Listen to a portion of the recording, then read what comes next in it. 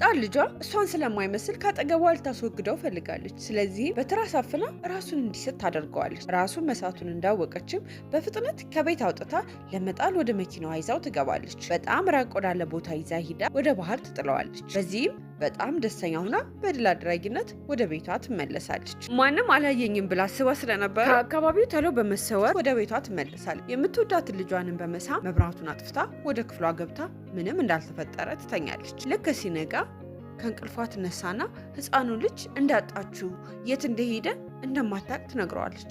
አባቱን በጣም በመደናገጥ የት ሊሄድ ይችላል በማለት ወደ ክፍሉ ሩጦ ይሄዳል። ነገር ግን ሊያገኘው አልቻለም ነበረ። ስለዚህም ለፖሊስ ይደውላል። ብሉቤሪ እንደጠፋበትና አንደኛው ልጁ ግን ቤት ውስጥ እንዳለ ይነግረዋል። ወደ ፖሊስም በመደወል ልጃቸው እንደጠፋ ያመለክታሉ። እናም የፖሊስ አዛዥ የነበረው ፒናፕል የልጃቸውን መጥፋት እንደሰማ ፈጥኖ ወደ ቤት ይሄዳል። አይዟችሁ ተረጋጉ፣ ፈልገን እናገኘዋለን በማለት ያረጋጋቸዋል። ባለቤቷም ልቡ ተሰብሮ ስለነበረ ልጁን ይዞ ወደ መኝታ ቤታቸው ይሄዳል እና መኝታ ቤታቸው ክፍል ውስጥ ተቀምጦ ማዘን ማልቀስ ይጀምራል።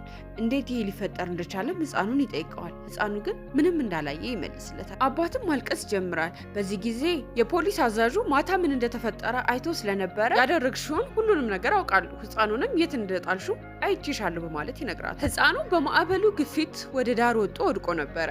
ይህንን የተመለከተችው ኮኮናት ልጇን እየቀበረች ነበርና በጣም እያለቀሰች ምንድነው የተፈጠረው በማለት ወደኋላ ዙራ ትመለከታለች። በዚህ ጊዜ አንድ ህፃን ልጅ ወድቆ ትመለከታለች። እንዴ በማለት ህፃኑን ታነሳዋለች።